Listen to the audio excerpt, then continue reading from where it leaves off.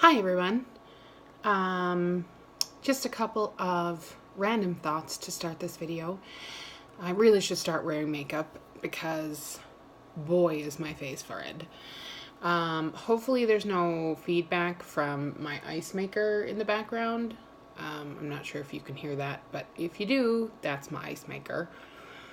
3, I really should get something to hold this phone up because I just spent, a few minutes trying to finagle something together so that I don't have to hold it in my hands.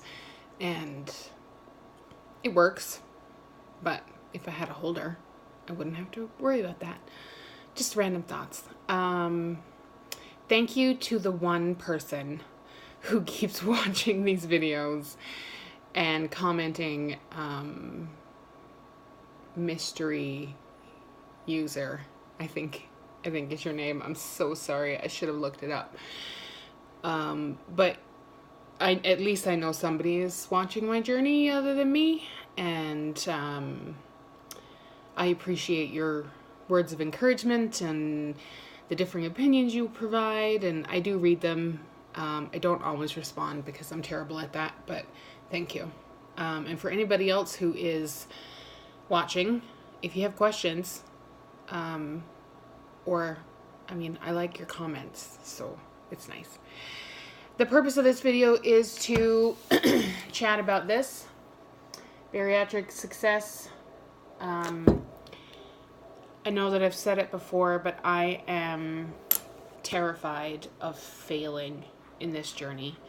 I'm terrified of getting to my goal weight and then throwing all caution to the wind and going back to poor eating habits and a sedentary lifestyle and gaining it all back.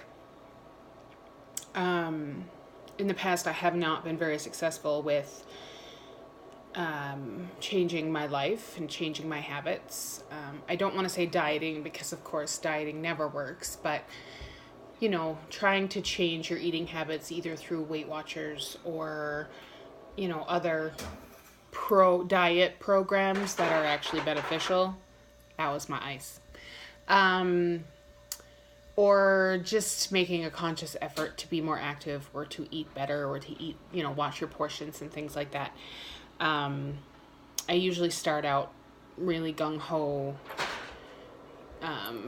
see a lot of results and then be like, oh, I've done so well, I'm going to treat myself. And then I end up treating myself for months and fall back into old habits and then start again. So I don't want that to happen this time. I want my life to change. And although I see a big change in my body, I don't see a big change in my life. I'm trying to get out to walk my dog every day. I did not walk him every day that was nice enough to walk him last year. So I guess that's a little bit better, but I'm very sedentary. I'd much rather sit on the couch and do nothing than go work out or walk or run or lift weights or do anything that requires energy. I'm still really tired most of the time, which they're attributing to dehydration. And I'm trying to get in more water, which is very difficult. I'm trying not to graze when I eat, which is hard. I do, treat myself from time to time, and I notice myself making poor decisions and poor eating decisions, and not so much overeating, but eating the wrong type of foods more often than not on weekends, when during the week I'm pretty strict with my eating, but on weekends I'm not. And I don't find myself overeating, but I find myself making food choices that have no nutritional value and filling up my tiny stomach with calories as opposed to protein and fiber and all of the things that I need to live. So that's a sign of old habits. And it worries me that I will get back there. And I'm reviewing this book, and I just spent 5 minutes talking about not talking about the second chapter, which was my intention. So quickly, the second chapter is all about changing your habits and creating a lifestyle change. I'm just going to scroll through here. So they talk about nutrition and that your stomach is not a waste bucket, so don't put garbage in there.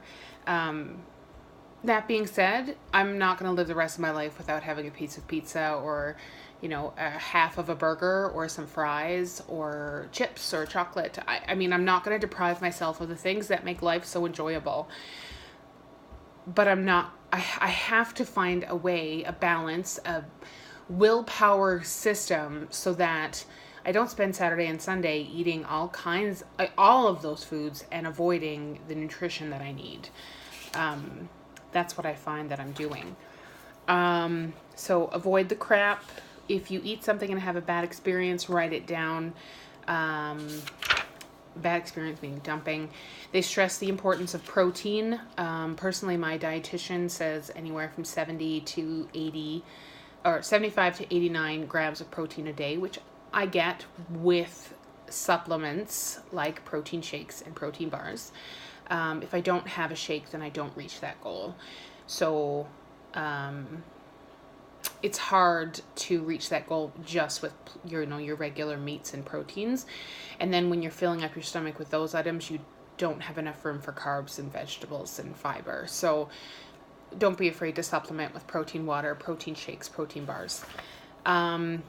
Vegetables are very important. I don't eat a lot of vegetables. I can't say that because I don't eat a lot of anything, but I like a lot of vegetables, and I try to pair vegetables with every meal if I can.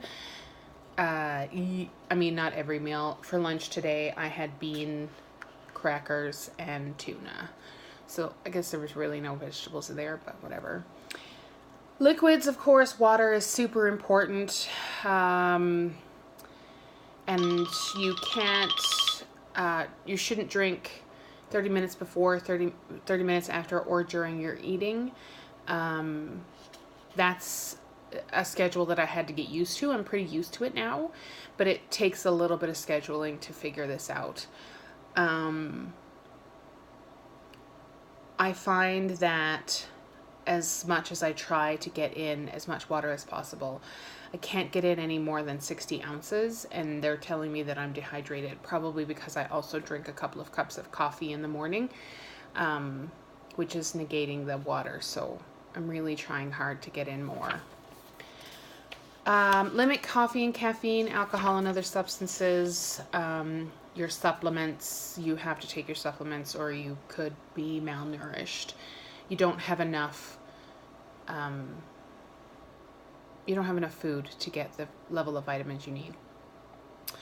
Avoid slider foods and grazing. Here's my issue. Maybe I will stop.